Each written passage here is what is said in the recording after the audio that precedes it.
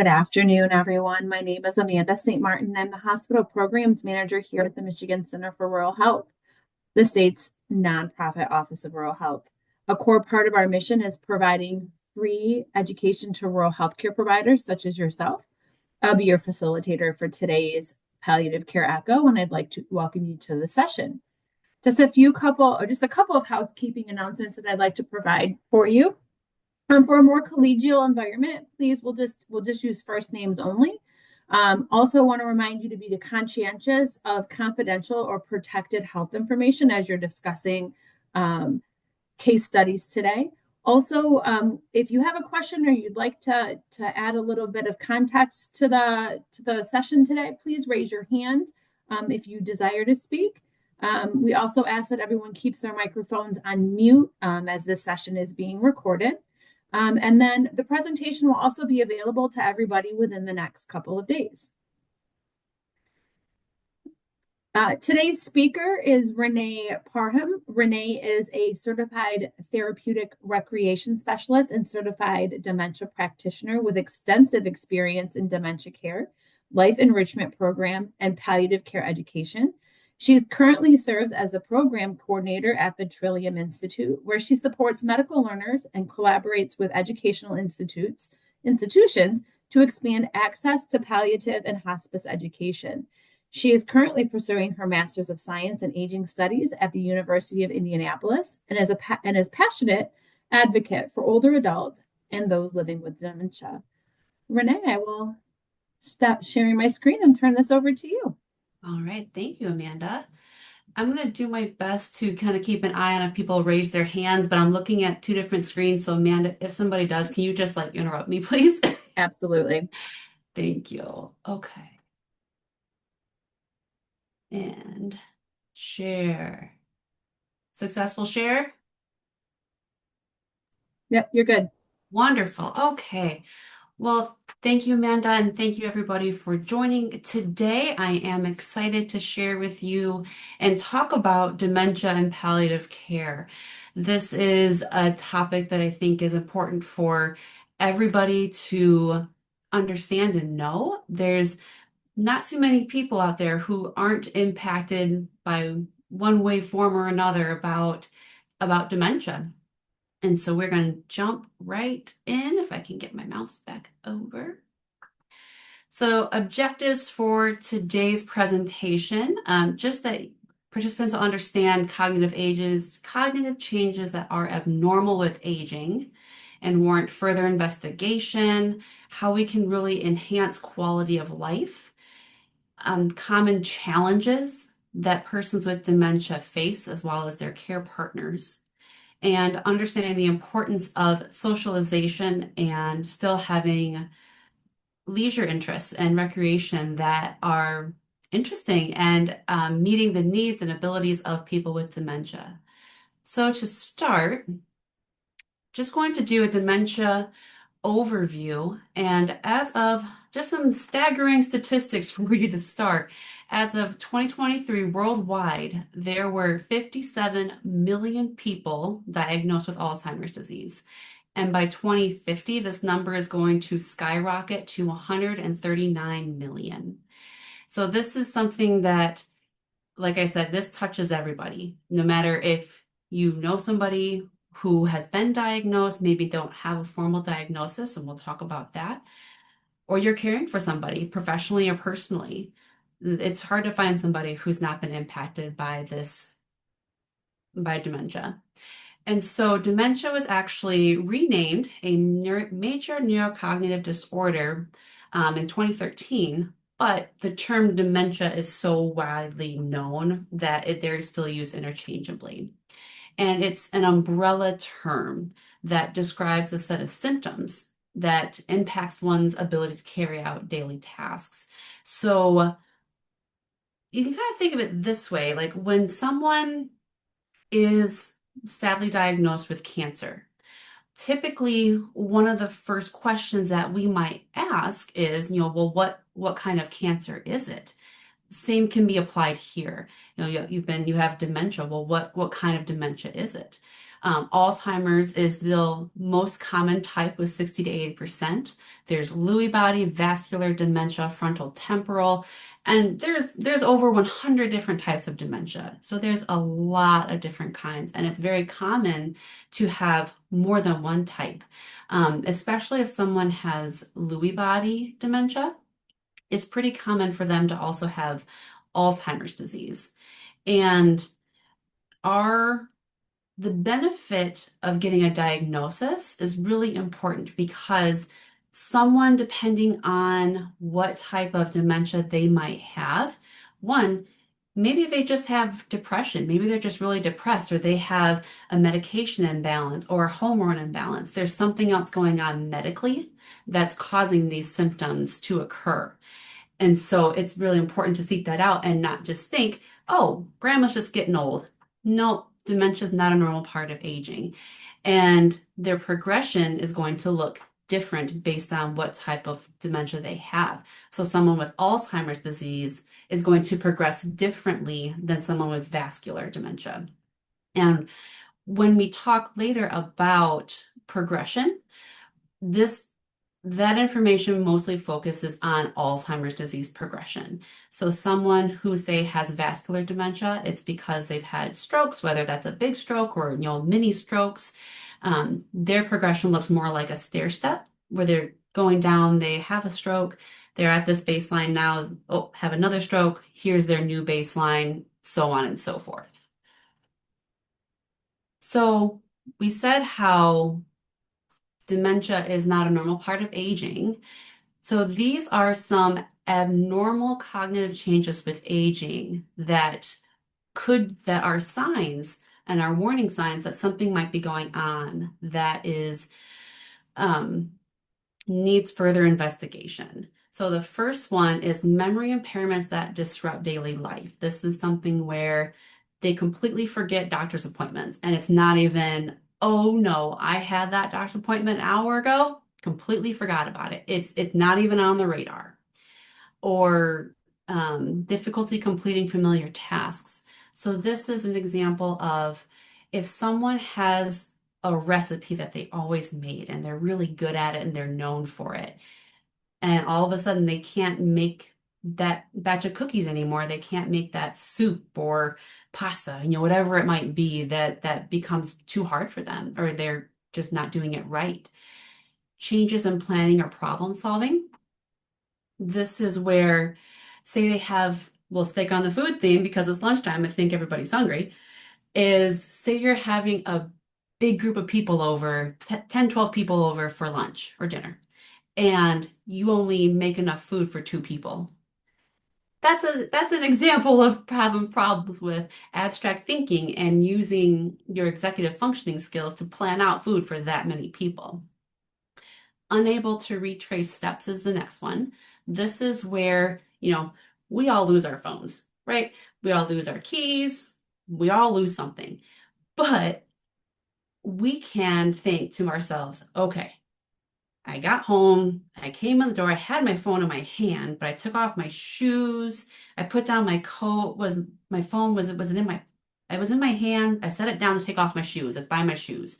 So we're able to think through those things to find things. Or like if we're on sitting on the phone, if we're able to retrace our steps, but we're also not finding items in weird places. Like we're not leaving our phone in the fridge because that's where we think it goes. That's not right. Changes in mood or personality. This is where someone might become really paranoid. There are people who throughout their life are quite paranoid, but this is new. This is a new paranoia. They become pretty maybe snippy. They become more agitated, more easily agitated, or like in the case of my grandpa, who recently died from advanced Alzheimer's disease, he was somebody who was always pretty cold throughout his lifetime. I always struggled to have a personal relationship with him. And as his Alzheimer's disease progressed, he became more warm and he became more friendly. And I could actually like hug my grandpa and enjoy having conversations with him, which was a blessing. Confusion with time or place. So this could be a multitude of things where they're getting lost. They're getting lost in the time of day. They're getting lost in their lifetime. So maybe they are in their 80s, but now they're making statements about lifetime, about their lives when they were like in their 50s. They're asking about people who were alive 30 years ago. Things like that, confusion about time or place now and as a whole. New problems with words and speaking or writing, um, especially finding nouns. I've found that they can describe a hairbrush in and out, but coming up with that word hairbrush is really hard. Difficulty understanding visual images or spatial relationships. So understanding how their body relates to things around them. Maybe they go to sit down and they fall off the chair, or they set their cup at the edge of the table and it falls. Things like that. Decreased or poor judgment. We all have the capability and the right to make poor decisions every once in a while. However, recognizing that you shouldn't give money to the king of Arabia who's asking you for money is not very good judgment. Or I've heard about scams where people are pretending to be grandchildren and asking for money or gift cards being grandchildren, like just, ooh, terrible. The last one there is withdrawal. We all have busy lives. We all need a balance of time where we are together, we're out, we're with other people that we love. But this is withdrawal because they might not want others to know that they're struggling, that they're having trouble keeping up with conversation, or that they can't play the card game that they used to. They can't keep up with the volunteering or the work, and they don't want others to know, and so they withdraw. And on that note of the conversations, sometimes it's hard to know if someone simply can't hear, and that's why they're having trouble following conversations and staying engaged. Or is it that cognitively they can't keep up?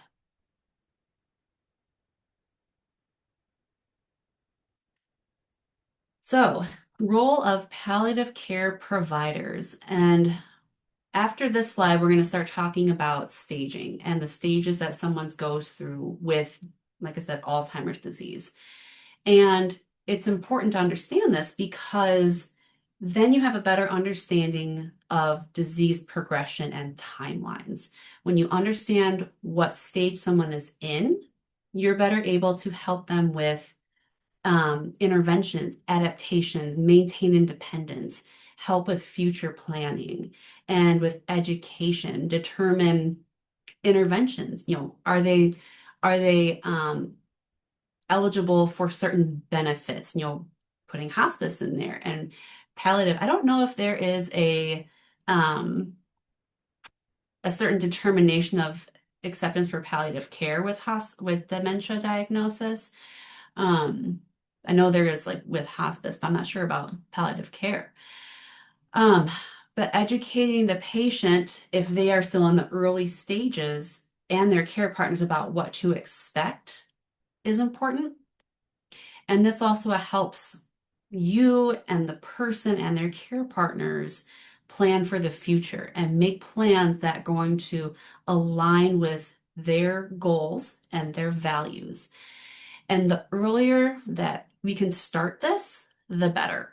Um, and it's one of those things of like, you you're having these symptoms, you see someone, you see mom or dad or grandma, grandpa having these symptoms, and you kind of want to just put your head in the sand and "La, la, la, I don't want to, I don't want to know, I don't want to have to deal with this. This isn't going to be us, right? It's one of those things where it's better to tackle and know early on so we can plan. And so some of the ways that we do this are through these different assessments. The ones that we're going to talk through are the Global Deterioration Scale. It's also called the Risberg Scale. The functional, the FAST, the functional assessment staging. I just always call it FAST. The MOCA I'm not going to talk about them, but other ones you might have heard of, I'm sure, are the MMSE and the SLUMS. So, the global deterioration scale, you might have heard about dementia being described in three stages: early, middle, late. So, the global deterioration scale breaks these stages down even further. And this is looking at the stages of cognitive decline. And it's possible to be in a certain stage of cognitive decline and a separate stage of functional physical capability decline. So sometimes that can be make things a little even trickier trying to meet interventions, adaptations that are going to work to meet both needs.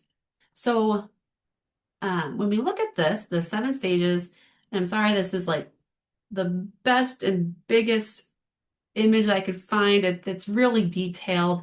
So trying to find one that would fit well on the slide was a little challenging, but stages 1 through 3 are considered like your pre-dementia. This is where someone might be diagnosed with mild cognitive impairment, MCI, where a physician or a neurologist specialist may not be confident enough to make that Alzheimer's diagnosis. Um, it is, I think, fairly common for someone to continue moving on once they've been diagnosed with MCI to continue on and have that, full dementia, Alzheimer's diagnosis, or one of the other plethora of dementia diagnoses. Stage 4 is where we start getting into that moderate cognitive decline. And this is considered, even though it's a moderate middle stage within the seven stages, this is considered like our early-ish dementia. So someone's actually diagnosed with dementia. And this is where we're going to see the most clear-cut signs that someone has some, someone's having some difficulties, that there's something going on there.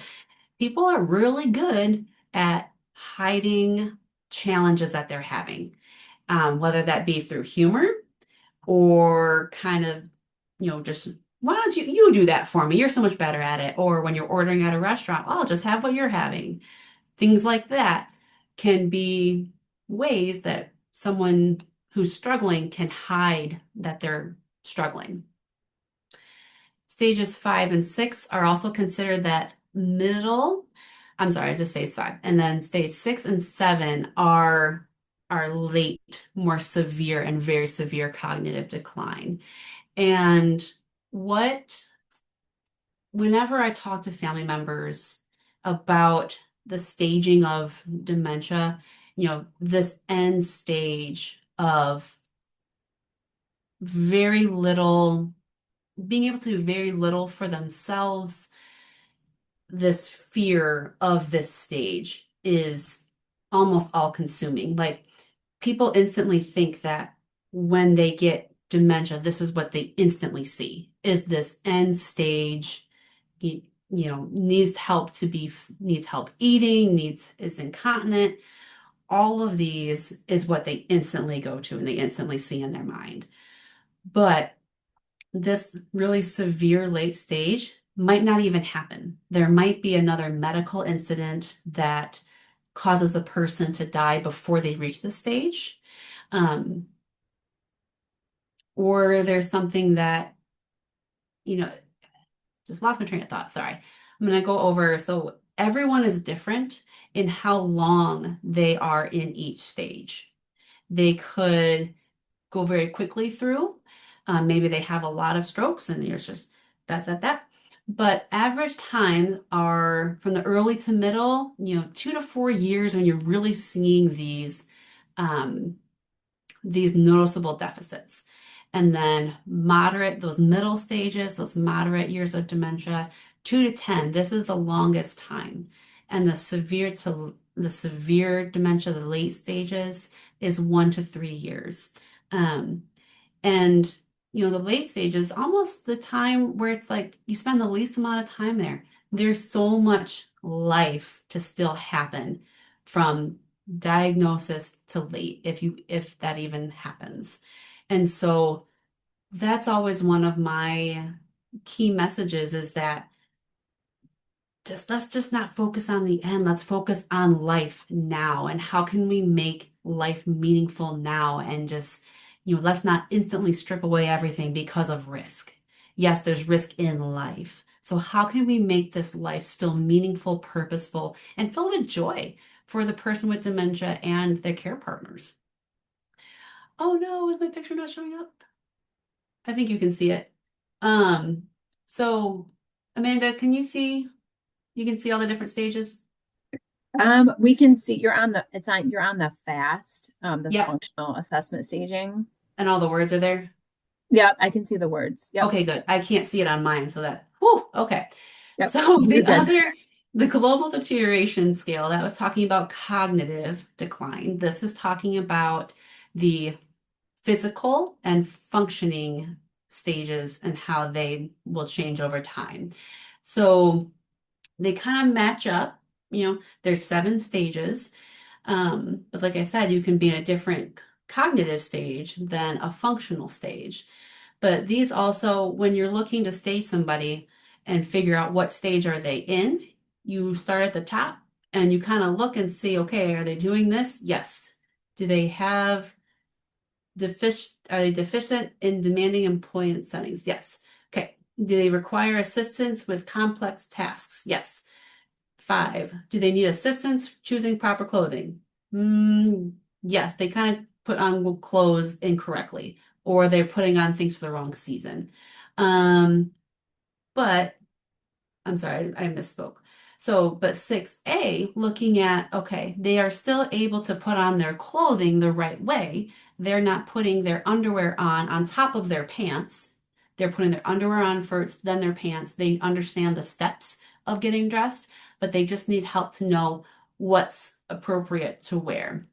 And so you can see that person, if they just need help with their choosing out the right clothes, but not putting it on, 5. That's the stage that they're in for the functional physical decline.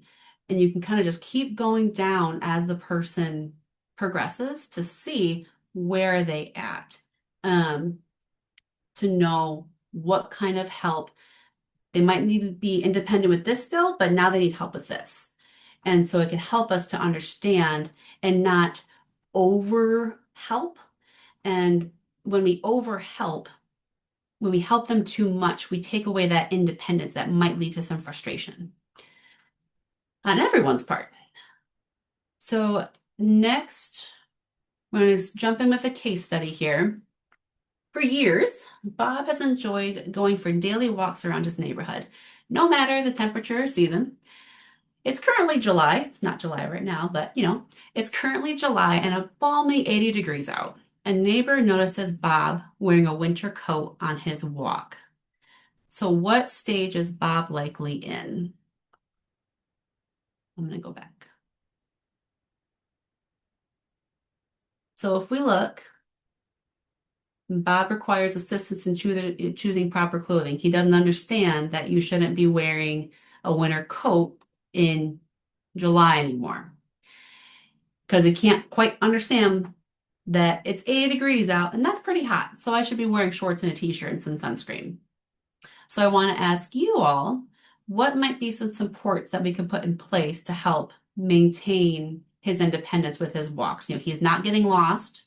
He just needs some help to know what's the right thing to wear.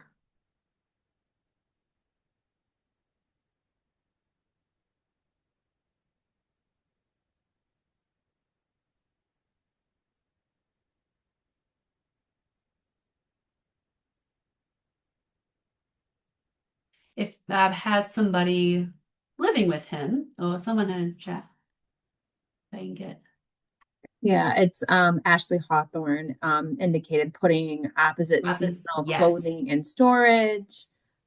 yes. We've got stage 5 and stage/5, 6, a support person to assist with their daily ADLs. Perfect. That's exactly what I was going to suggest is take out those clothes that might be tempting to put on. Same kind of thing with with putting on the same clothes over and over and over again, is that instead of having a dirty clothes hamper in the room, just take out. All right. So now we're going to talk about the MOCA. This is a cognitive assessment designed to test for mild cognitive impairment. Supposed to take, 10 minutes.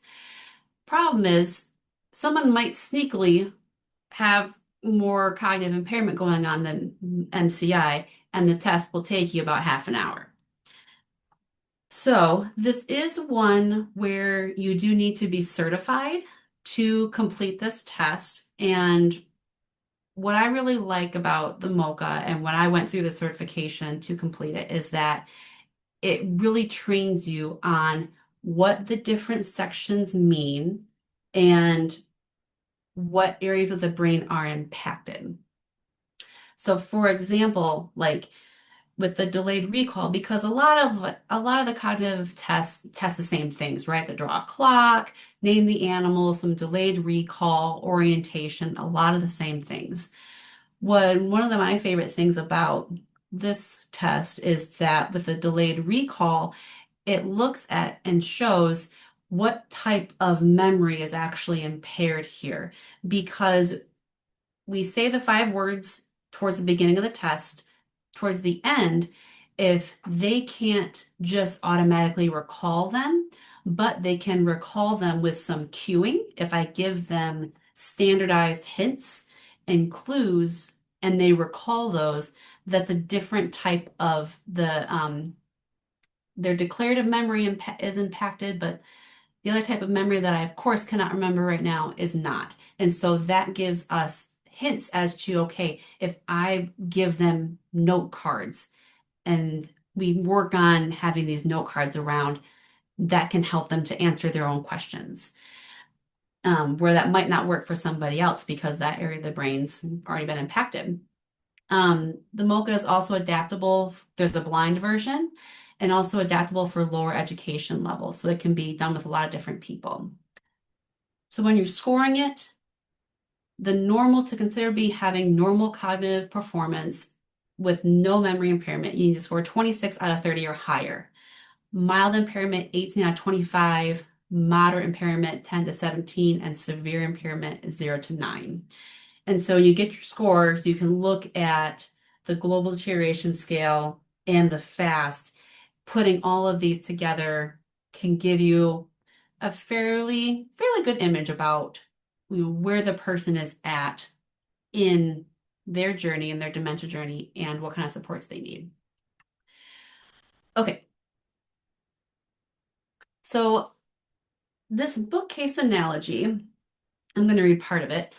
This is pulled from the Dementia Friends movement, and it's a story that helps describe dementia in a non-scientific way because there are a lot of scientific words that go along with it. But this is something that would help people who don't have a lot of medical literacy, a lot of health medical literacy to understand dementia and also how to still make an impact. So, I'm going to read you a little story. So, first, I'd like you to imagine that I am 80 years old and that beside me there's a bookcase that's as tall as I am and it's filled with books. Each of those books represents a memory, a fact, something that I've learned over the past 80 years.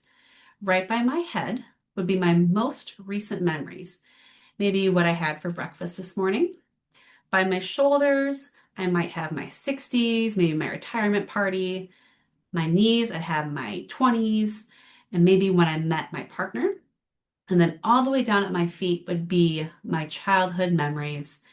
And dementia is going to come in and it's going to rock my bookcase. So as my bookcase rocks, what do you think is likely going to happen to these books? They're going to start falling out, aren't they? And which ones are going to fall out first? The ones at the top. So this can explain why my short-term memory is going to be affected first. As my dementia progresses, I might find that most of my recent memories, the ones that are highest at my bookcase, are going to come out first, and my long-term memories down by my feet are going to stay. So now I've got to a point where all of my top shelves are empty and I am living in the 1950s. I need you to embrace my reality. I'm going into my kitchen today and try to make myself a cup of tea. But remember, I'm thinking it's the 1950s, and what's going to be different about my kitchen? A lot. And the layout, the appliances, there might be an electric kettle, but I might be used to a whistling kettle that you fill and you put on the stove. And so what might be my thing I might do with the electric kettle, I might put it on the stove because I don't ex that's what I think a kettle should do. And so you might think that it's pretty dangerous for me to keep making myself tea, but that's going to make me probably feel sad, frustrated, losing my independence. And now, if we embrace my reality, what can we do to help me make my tea myself longer? Maybe just get me a whistling kettle from the 50s that I'm used to, that I know how to use. Um, this might not be the same for everybody, but it could help me. And it's all about the individual person. What works well for one might not work well for the other. So, from what you've heard so far, you might think that someone with dementia loses everything, but that's only one part of the brain. I've told you about my factual bookcase, and this represents the hippocampus. Now, the part of the brain where I manage factual, biographical data, things like names, faces, and dates, and numbers are stored here.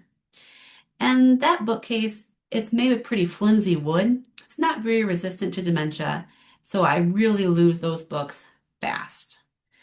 However, there's another part of my brain that manages my feelings and emotions, and that part of the brain is called the amygdala, and it's much more resistant to dementia.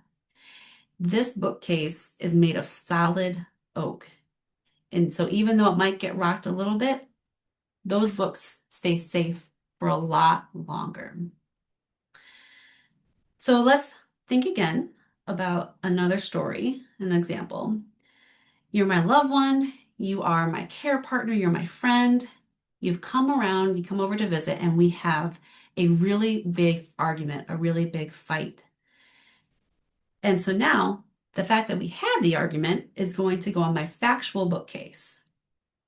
But what feelings do you think are going to go on my emotional bookcase? Sadness, anger, frustration. As you go home, you might think, doesn't matter. She's going to forget that we had the argument and that I shouted at her. Well, you might be right in that I'm going to forget that we had the argument, but those feelings of sadness, anger, frustration are going to stay with nothing to connect it to, which would be very confusing. But I want to leave you with a positive example. Instead of having a fight, we go out to the sea. We go out to the beach for the day. We get ice cream. We feel connected. I feel warm and safe and loved. And on the way home, you know, I forgotten the trip. I forgot that we went. But this might cause you to think that, well, what is the point? She's just going to forget that we went. We went through all this effort. She's going to forget. And that's not doing it, worth doing it anymore. But those feelings of love and warmth and safety, those stay on my amygdala strong bookcase. And that's what matters. And so when we talk about like, well, it doesn't really matter, like you're going to forget that we came or we did something, the fact of it they might forget, but those feelings and that comfort and warmth and love and joy, those stay. And so that's why it's still important to maintain those relationships when it might be easy to fall away. And so, once again, that story is pulled from the Dementia Friends movement, and it's really quite simple to find if you want to look it up. But I really like how it explains dementia. So we kind of broached this subject, and now I want to talk about communication. And first, just like in the bookcase story, someone with especially more moderate to advanced dementia, their reality and our reality are often not the same thing. and trying to force them into present day, into our reality, it's never going to work. It's just not going to work. And you're never going to win that argument. And it's just both going to be angry, frustration. You're never going to get anywhere. And so we have to be the ones to adapt and go into their reality. And this next term, agnosonosia, and I'm probably saying it wrong because it's a mouthful, is this is something especially in the middle stages where they forget that they have dementia. They're unaware of their disease. And so using logic, reasoning, those things that we try to use on a day-to-day life doesn't work. And so we have to be creative to come up with ways and explanations that are going to make sense to them, not to us, to them. And we always want to validate what's true or important to them and then redirect, So say someone is really upset and they want to go home, or they think um, I've heard this story of a, a man, an older adult man with dementia was really mad at his spouse.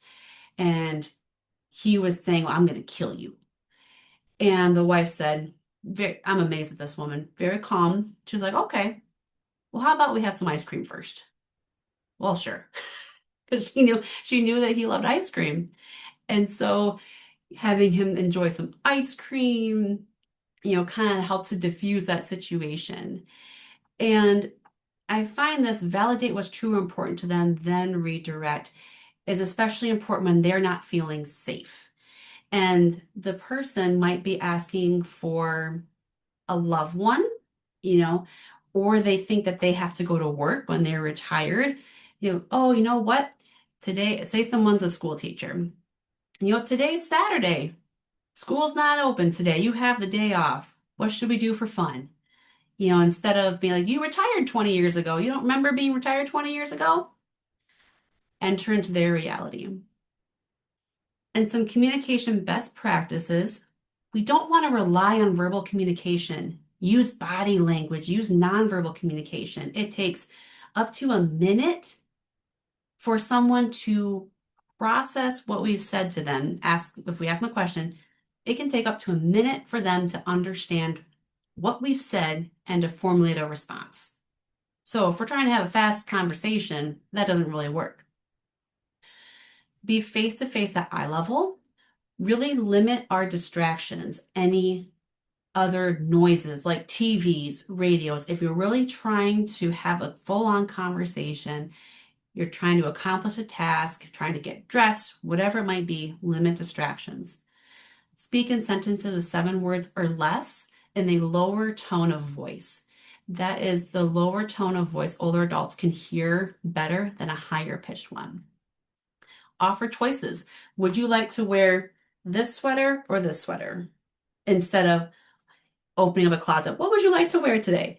I don't know what I want to wear today. And I have my full faculties, I think. So let's not put increased pressure on someone that they can't make that decision. Emotional intelligence. This is something, but when you meet somebody for the first time and you think, oh, I got a really good vibe from them. I really like them. Or the opposite, you're like, I didn't care for them. They didn't make me feel good. I don't really care about seeing them again. This is our emotional intelligence, getting that vibe off of other people. And they are still really good at that. That emotional intelligence is still very strong. And so when you're meeting somebody new, this is where being friendly and smiling and having that good eye contact, if that's appropriately culturally for them, and for some it might not be, you know, building that relationship. And that's what palliative care is all about too, is relationships and values of that person. You're going to get much, much farther with that. We don't want to test them, don't you remember this? Don't you remember that?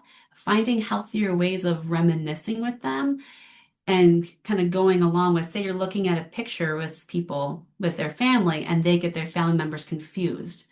Like they might think that their brother is their dad or something, like, oh yeah, He does look a lot like dad, doesn't he? You know, going along with that. Task breakdown. So this is something where we think that everyday tasks are just coming naturally, and it's not anymore. They need a lot of help to do this. So just think for a second, if you're in your house and you need to go brush your teeth, first thing you're going to do, you don't have to answer, but I just want you to think for a second. So maybe you have to find the bathroom.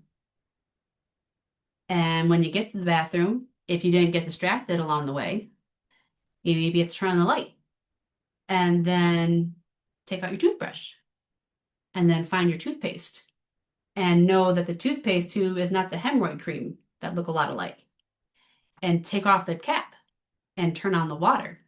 And so you can see all these things that we might just say are so simple of go brush your teeth.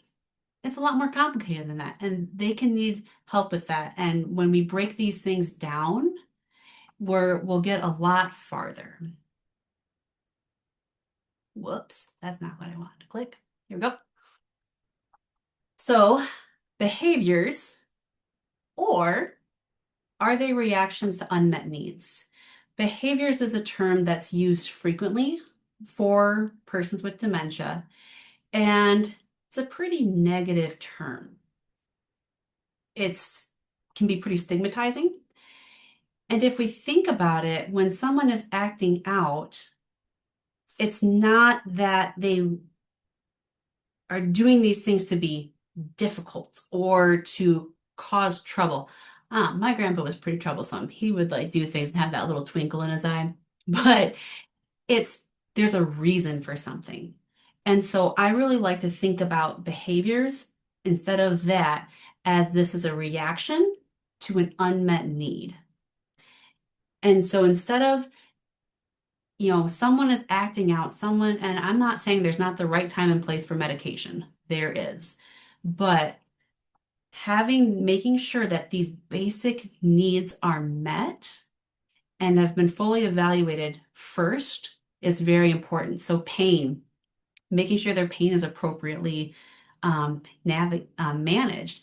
If their pain is not, it can cause lashing out.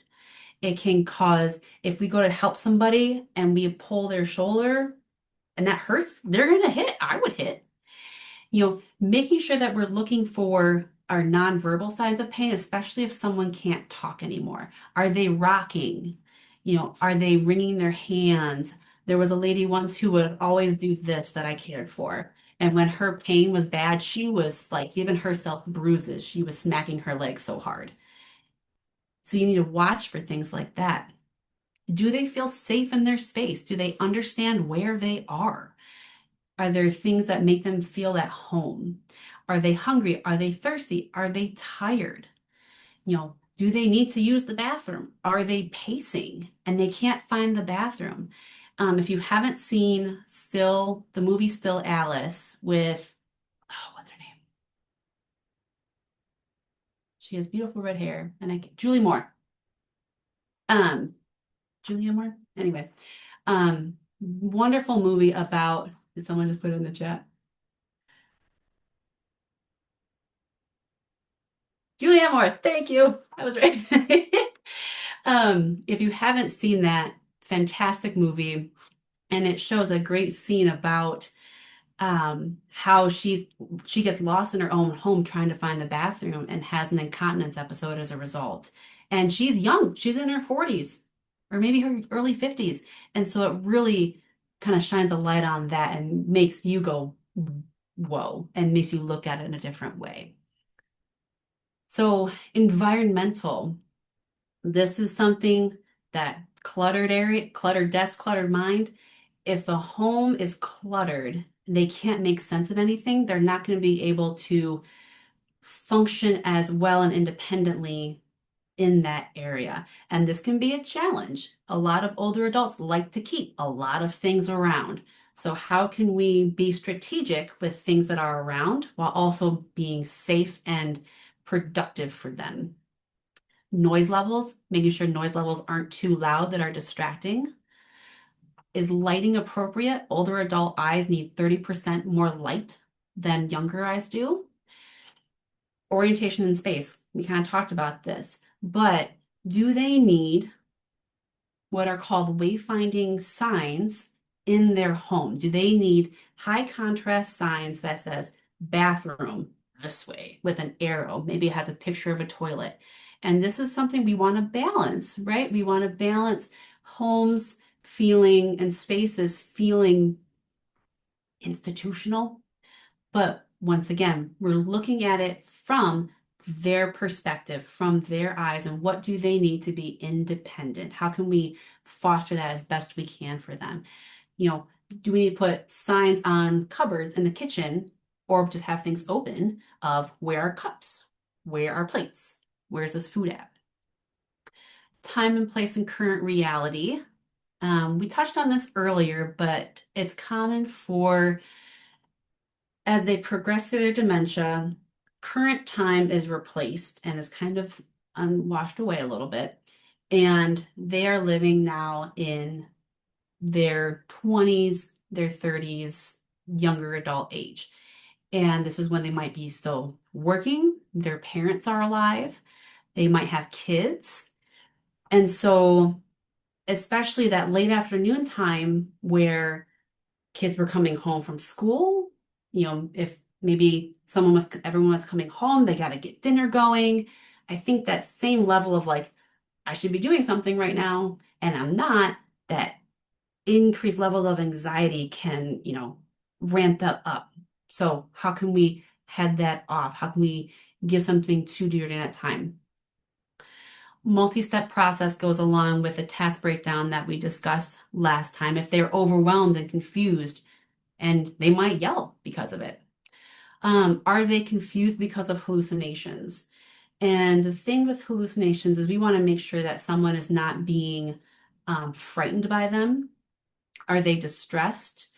Or if they're not, if they're just, little kids in the corner that are playing, go along with it. There have been many times where I've chased kids out of rooms. And I'm like, I don't see it because it's not real for me. Doesn't mean that it's not real for you. And if it is distressing for the person, we need to think about calming techniques. What are some deep breathing? Would they benefit from weighted blankets? Can we get them out of that space? And sometimes just getting them out of that space can help reset to minimize the hallucinations. All right. Some emotional challenges that people with dementia can have, we touched on this, is that anxiety, this restlessness, pacing, wringing of hands, and this is where they might start yelling too. And so things we can do to help this, give them information in a task breakdown way. When someone first wakes up for the day, hey, all right, we gotta get up, we gotta get going, so we gotta eat breakfast, we have a doctor's appointment, and then we have to go to the store, so we gotta get your prescriptions that he's gonna prescribe, and then after that, we have someone coming over for dinner. Way too much. Time to get up. Let's get dressed. Now, breakfast, oatmeal, eggs, one thing at a time. Sometimes notes are helpful, of if they're asking the same questions over and over and over and over again, giving these reminder notes of language in their first person. So if someone's always asking, when is my son coming to pick me up? In their note, my son will be here at 4 o'clock. So they're reading it when they're reading it in their head or out loud, they're reading it in their own voice. Depression, this could affect somebody any stage, especially like in the new stages though, where they're depressed about their diagnosis and scared and feeling isolated and embarrassed, that worried about their loss of control and independence. So we might see a lot of, mood swings, increased delusions, which are false beliefs, not hallucinations. They might see a lot of sleeping. And so we want to find things, of course, if they need medication, but finding things that they will enjoy and kind of drawing them out a little bit at a time in ways that will be meaningful for them. Maybe they need to see a psychologist, a chaplain, someone to talk to about their diagnosis. There's a really great organization we'll talk about later that are support groups for people with diagnosed with dementia, and they counsel each other, and it's fantastic. We could see a lot of anger, frustration. They're overwhelmed, they're embarrassed, and don't like being told no. I don't like being told no. And so when they get told no constantly, or they need to constantly ask for help or permission, they're an adult. So, how can we frame things, our words, our actions, in ways that they're not constantly being told no? And isolation, we touched on this and especially in rural communities. I live in a very rural community.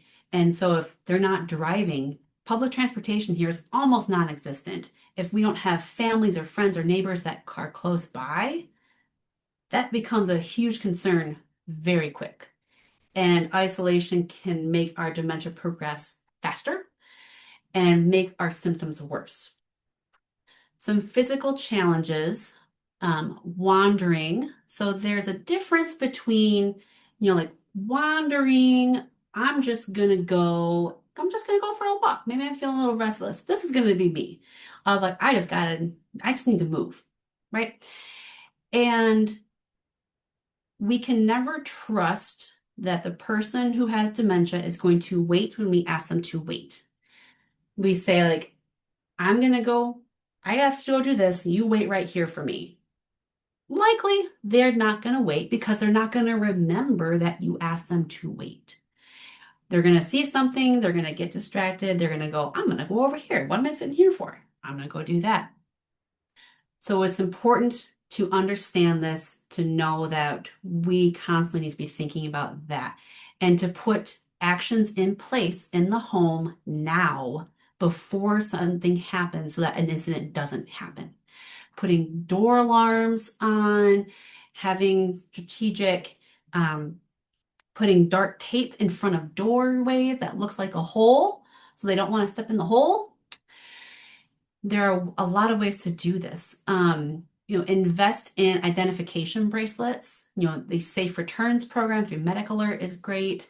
There's a lot of different ways. Some people are using, if they always wore a watch and now they have a smart watch and you track your watch, you can find them that way. Um, Verbal or physical aggression. This is where we want to think back to those unmet needs and overstimulation, lack of comprehension.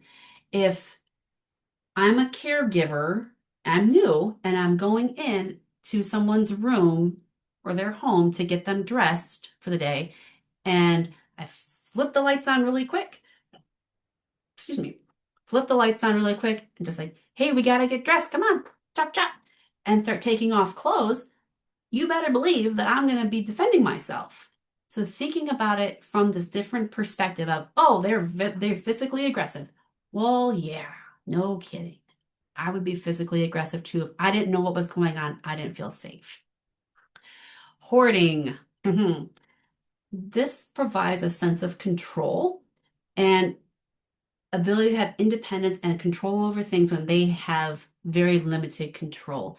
And so it's kind of also this thing of generationally from the depression, if we're having an older adult with hoarding, where they don't throw anything away. So it can be a very delicate thing. If we need to get more mental health involved, do so if it's a dangerous level. But we never want to throw things away in front of them. So, because that's just going to be very triggering and very upsetting. Home safety, making sure that guns, alcohol, controlled substances, CBD oil, marijuana, stairs, all of those things are very important to address. You want to get guns out. And I understand that that's going to be a challenge, especially in rural settings. Making sure alcohol is limited. I've known people who have overdosed on CBD gummies and oil and were found wandering in a snowstorm. So things that we might not think are dangerous can be very dangerous. In the resources list, the Alzheimer's Association has a fantastic home safety checklist to go over.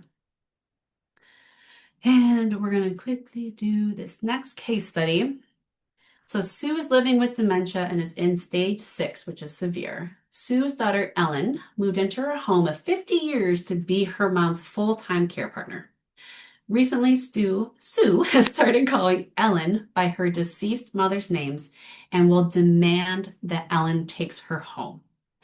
When Ellen tells her mom, Sue, well, you are home, she is home, Sue becomes irate and verbally aggressive. How can Ellen handle the situation differently?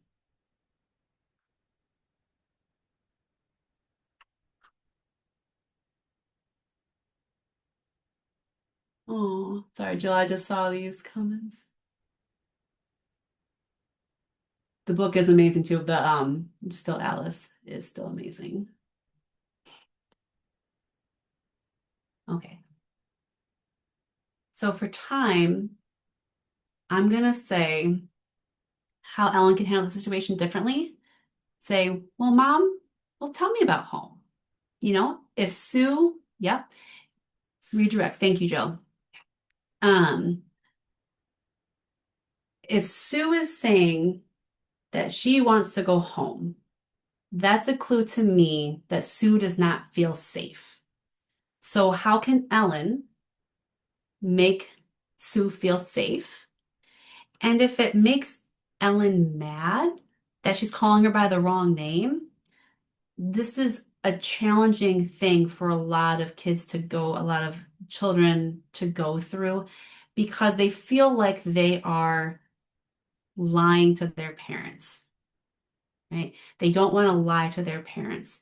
But I want to go back to we are entering into their reality and honoring their reality. So, how can we do both? How can we kind of shift our thinking so that we are honoring Sue's current reality? And maybe if she just needs to take her out for a car ride, all right, go back for a car ride, come back home. And then maybe when she comes home, ta-da, she's home again. Okay, so my last slide here, this is one of those things that always just kind of breaks my heart. They used to do this, they used to do that, but not anymore. They can't do it anymore. And I want to encourage us to always find, there are so many resources out there that there are ways that we can have appropriate engagement, not kids, not kid materials for older adults, people with dementia that are appropriate and interest-based for them.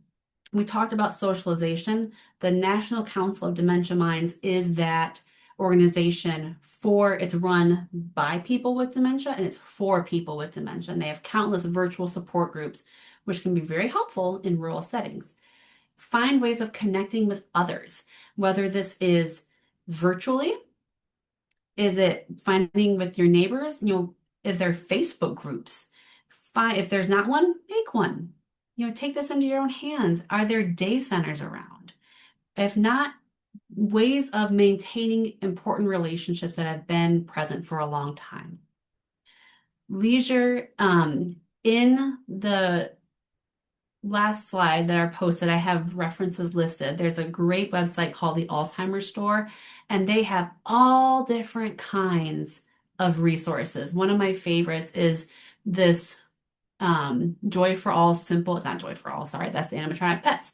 This simple music player, it's like a big MP3 player where you load the music on, and all they need to do in order to turn the music on is to lift the lid that the person is doing in the photo.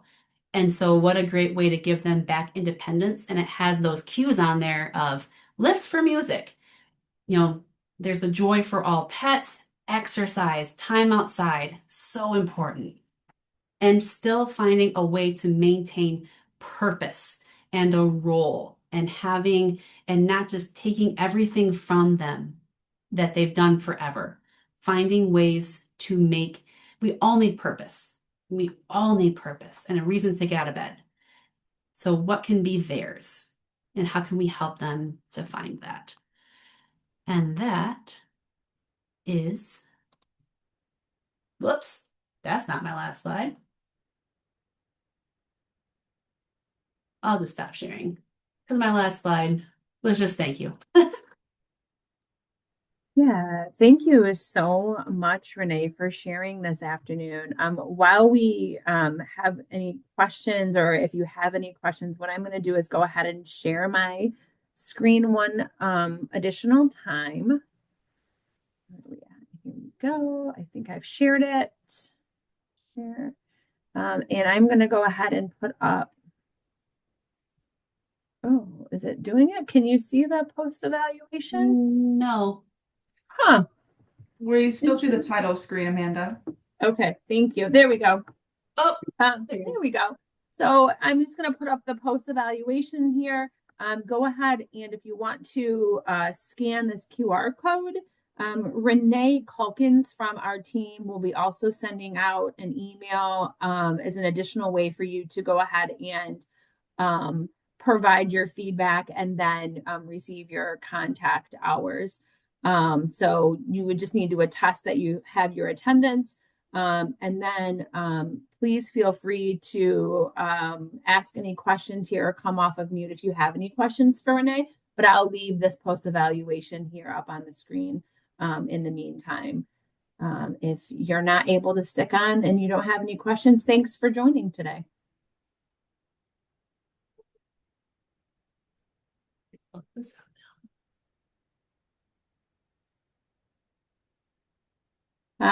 Is there a link for Dementia Friends, Renee? That was in yes. the chat. Let me see.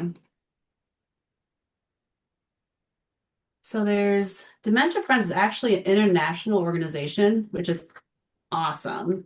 And there's Dementia Friends Michigan, and that is through Area Agency on Aging. Here, I'll get back to Zoom here. So there's the link for Dementia Friends. Right.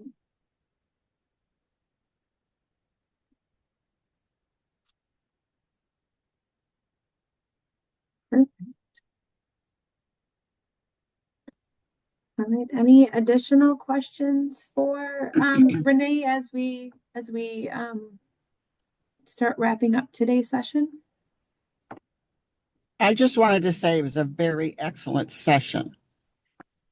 Thank you very much, Linda. I really appreciate that.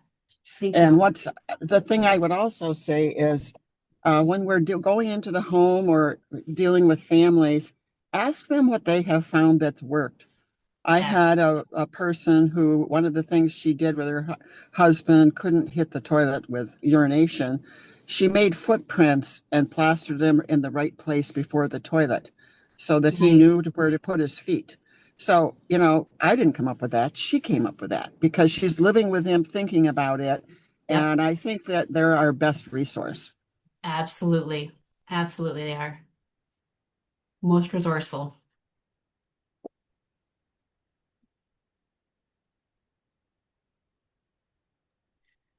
When my mother was having changes, my brother has had difficulty accepting that she was changing.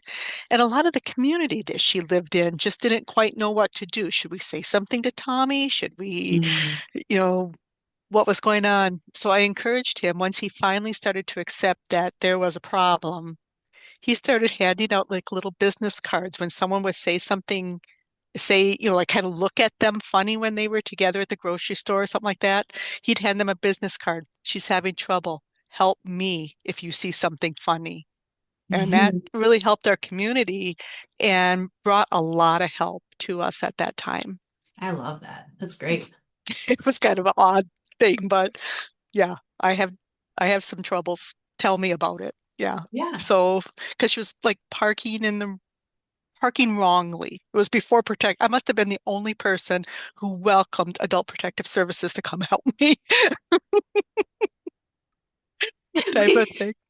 To help me get, well, I just love that business card idea too, because it's something that's like natural, It was right? just kind of It's not quiet little slide and over. quiet little, and not embarrassing mom at all. That's Mhm. fantastic. Yes, thank you. Love it.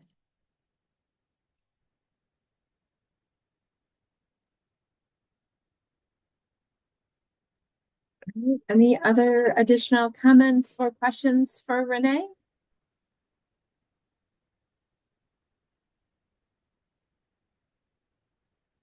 All right, well, if not, I'm not seeing anyone else come off of mute. So thank you so much for joining today's session. We greatly appreciate it. Excellent session, Renee.